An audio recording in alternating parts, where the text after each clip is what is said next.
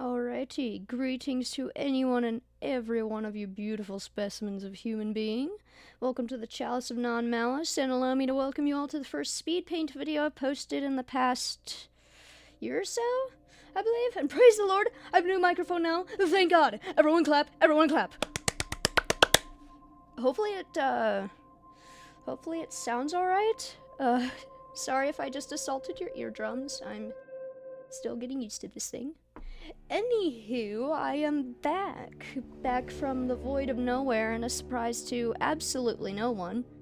Some of you may have noticed that my channel looks a little bit different now, and if you did, I'm glad to hear that your eyes work. There are still plenty of other things that I'm planning on improving on and changing in the future, so yeah, keep your eyes open for that. Today's drawing involves a scene from a little side project that my friend Try on a Smile and I have been writing for close to a year now, involving some characters from our books to make it a little special something for us both. I've already drawn this thing before a while back and posted it elsewhere on social media. However, I decided to do a little bit of a redesign to kick off the new era of this channel, so I hope you enjoy it. Now, this story is a bit of a somber one, and so will the topic of this video today, which is the art of learning to speak up for yourself. This video goes over both sides of an argument, so hold on to your seats. Now, our story begins with two characters, as most stories do. They end up working together and quickly become very close friends. In fact, so close that you'd think that they're brothers. Any conflict or fallout feels a million miles away, and all is good between the two of them. But as with any relationship of any kind, there is always a honeymoon phase. Something comes between them, literally. A conflict that simply can't resolve itself on its own. At first it doesn't do much, simply leaving a little paper cut behind on a vast canvas of skin, but then it begins to chew. The problem makes itself known the longer time goes on, leaving the theoretical and manifesting into the physical, sawing itself into the threads of their relationship bit by bit as one of the characters thinks, maybe I can just put up with it, I can just handle it myself and it'll be fine, right? But it continues. A little chihuahua-sized sting goes from that to the size of a lion, and it gets bigger and bigger. It manifests itself and grows until it becomes a monstrous beast of a problem that can't hide any longer. Eventually it gets to a point where both characters are put at risk, which is when enough is enough and a line is finally drawn in the sand, with bruises, sweat, and tears. All of this could have been prevented, though, with two simple words: no and help. Personally, I share the same bad habit, as I know many others do. A habit of being unable to admit when you truly need help, burying the problem, and a habit of always saying yes, even at your own expense. And one thing that I've noticed in my own experience is that it all stems from two things: pride and fear. A fear of not being liked. A fear of losing what you already have, and a pride in saying that you can do everything on your own and that you don't need any help whatsoever. This can manifest itself in mental health issues, moral conflicts, personal grudges, and the list goes on.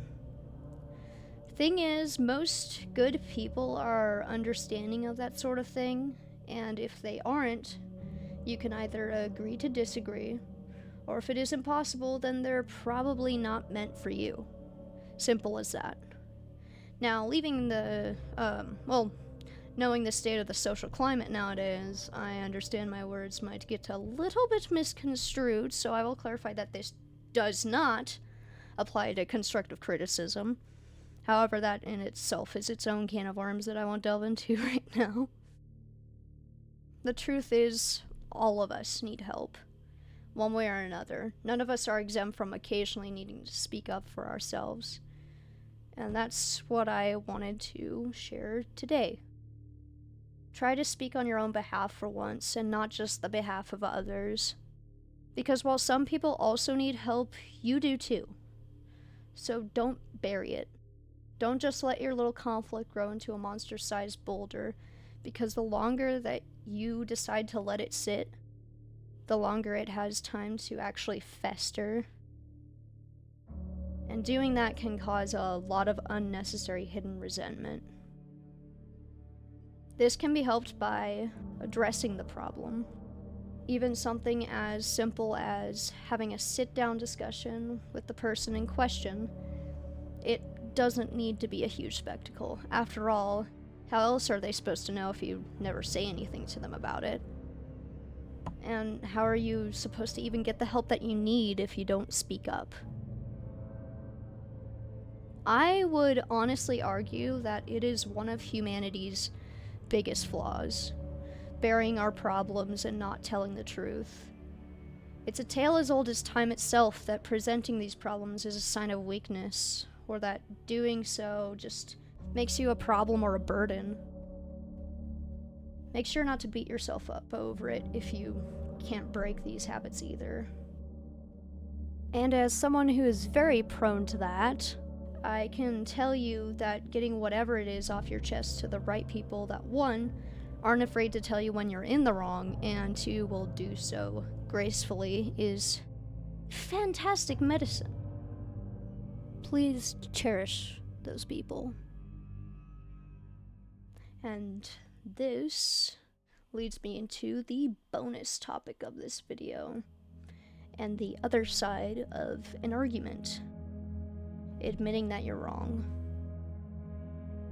This section of the video may make a few people mad, but quite frankly, I don't care. It needs to be said.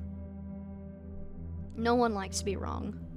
I don't like to be wrong, my friends don't like to be wrong, my coworkers don't like to be wrong.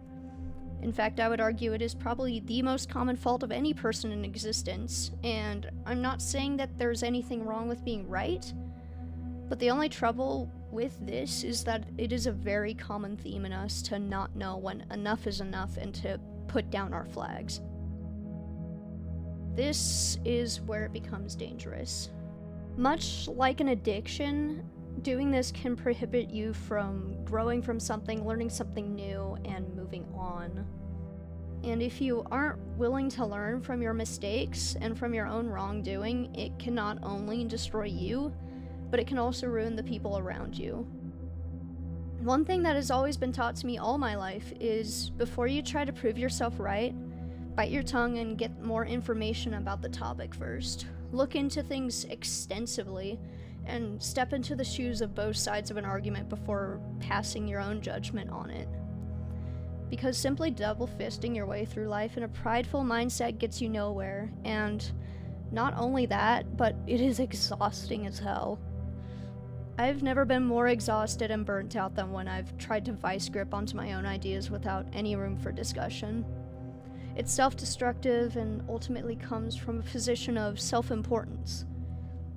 And this is where the mom in me is gonna kick in, and I'm gonna say, if something works you up that much, and you're struggling to respond in a civil manner, take some time to detox from it. If you can, go drink some water, go for a walk, spend some time with your pet if you have any, and maybe take an hour away from the screen to ease the whirlwind in your mind. And if you can't do that, if you're stuck in a conversation that you can't really leave, either tell the person to give you a moment to prepare a response that won't be fueled by emotion, or just don't say anything at all.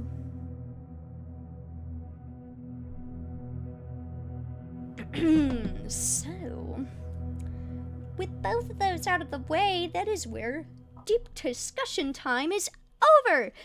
Yay! You did it. Alright, congratulations. You have now been educated, my little darlings, and this is where I can finally talk about the drawing itself that you are watching me draw. Please excuse the poor size ratios, first of all. I didn't realize the sizes were wrong until it was too late, so please bear with me. As I've already established earlier in the video, this scene is the climax of a very drawn-out conflict between two different characters where the dynamic is one between the addicted and the enabler. And the tulpa that is in this drawing is a physical depiction of the addiction itself. The character that is visible at the forefront of this art piece, which isn't showing at the moment, but it should probably show. Yep, there it is. He is one of my characters from my own book who I would like to make an updated sheet for, like character sheet, sometime in the future. Not exactly sure when, simply because in how I've improved this past year or so, I would like to revisit a lot of things from that specific project. Not the one that this scene is from, but just my book in general. And speaking of which, the project that this scene is from is honestly part of what even motivated me to improve and get started on this journey in the first place. So thank God for that. A little explanation for this redesign of the tulpa is simply first draft relevance. So, for this little thought form, I took some heavy inspiration from Dream Tigers, Will-o'-the-Wisps, and some decisive features of the two involved characters of this entire story arc combined into one big monstrosity of an apparition. I thought it would be more interesting if this redesign of the tulpa had 4 limbs instead of 2, like it originally had, simply because the shape of the forearms being present without the hind limbs made a much more interesting silhouette to me. So I decided to go with that. Also, what were originally plain black ribbons, I turned into long streaming feathers, since it would fit better with the entire bird theme that we have going on for this thing. For the shape of the head, I mostly took inspiration from peacocks and flamingos, and the way the back of the throat looks was honestly just a simple accident I made while working on the initial sketch.